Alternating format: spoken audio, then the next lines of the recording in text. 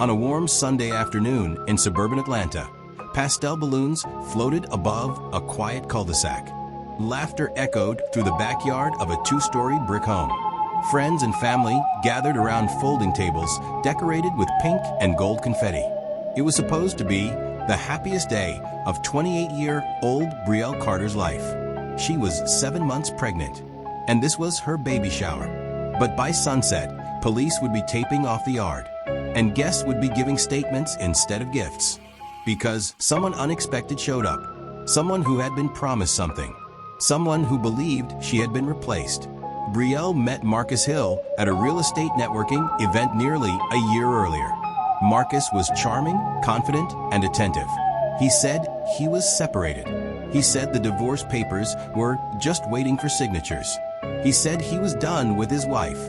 Marcus told Brielle he had been unhappy for years, that he felt trapped, that he was staying for financial reasons. He painted himself as a man stuck in a loveless marriage, and Brielle believed him. Within months, their relationship intensified. Marcus spent weekends at her condo. They posted subtle photos together, hands intertwined, dinner dates, blurred selfies. But there was one rule: no tagging him publicly. He just wants to keep things quiet until it's finalized, Brielle told her friends. Then came the pregnancy. Marcus was shocked, but he didn't run. Instead, he made promises. He promised he would leave his wife before the baby was born. He promised Brielle she wouldn't raise their child alone. He promised her a future. But there was one problem. He never told his wife. 34-year-old Danielle Hill had been married to Marcus for 11 years. They had built a life together in a quiet neighborhood outside Atlanta. 2 cars in the driveway, a joint savings account, Sunday dinners with his parents. Danielle worked as a nurse practitioner. She trusted her husband. At least, she thought she did.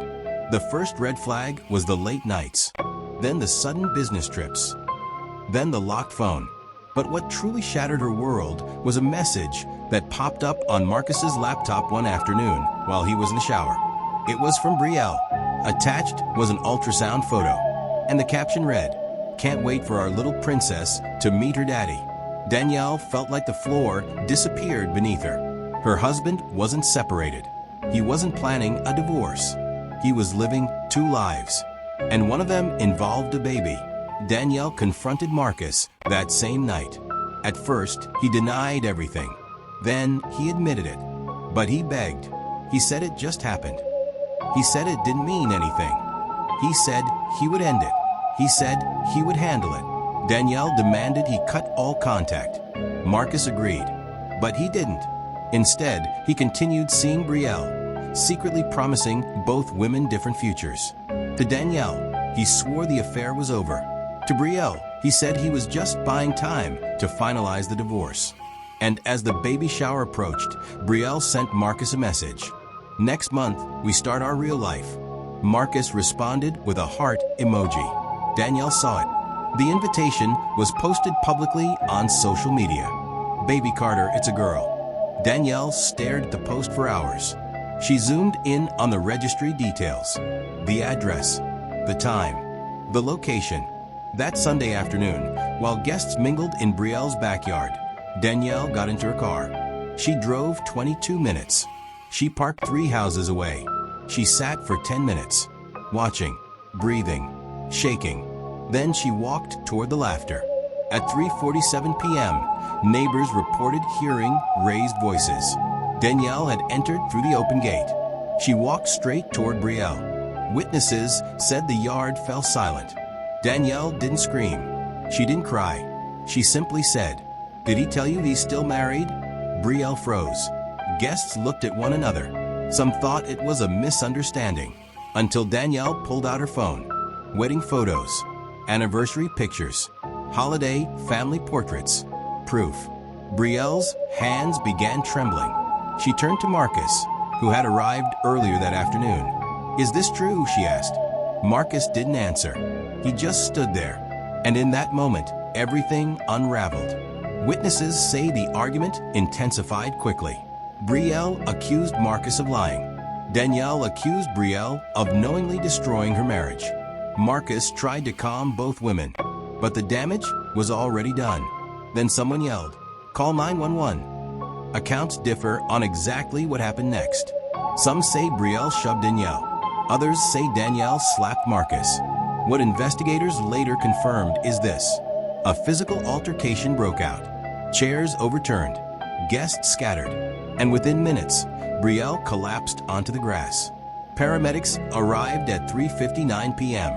She was rushed to the hospital, but neither she nor the unborn baby survived. Police questioned over 20 witnesses. Cell phone footage captured portions of the confrontation.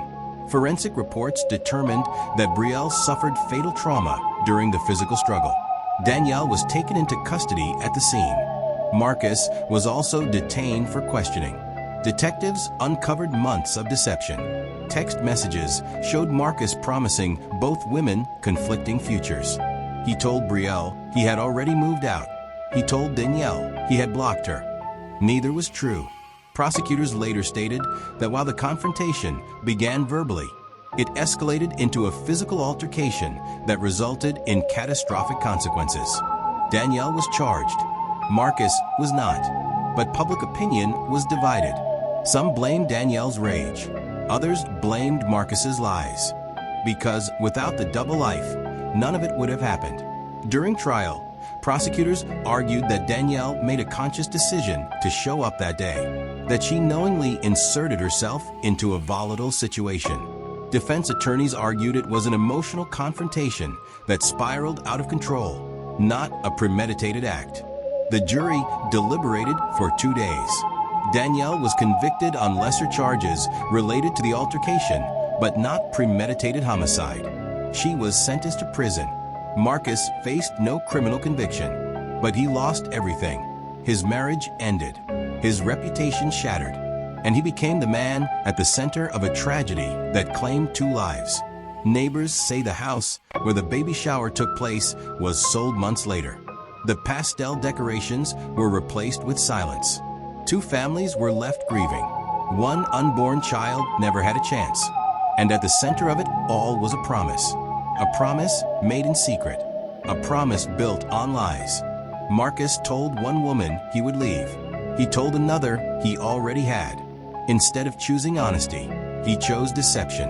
And when the truth finally surfaced, it didn't just break hearts. It ended lives. This case is a chilling reminder of how secrets, betrayal, and manipulation can spiral into irreversible tragedy. A baby shower should have been a celebration of new beginnings. Instead, it became a crime scene. Because sometimes the most dangerous weapon isn't a fist or a scream. It's a lie. If you found this story compelling, subscribe for more true crime deep dives. And remember, the truth always comes out. Thank you for watching. Don't forget to like, comment, and subscribe for more content like this.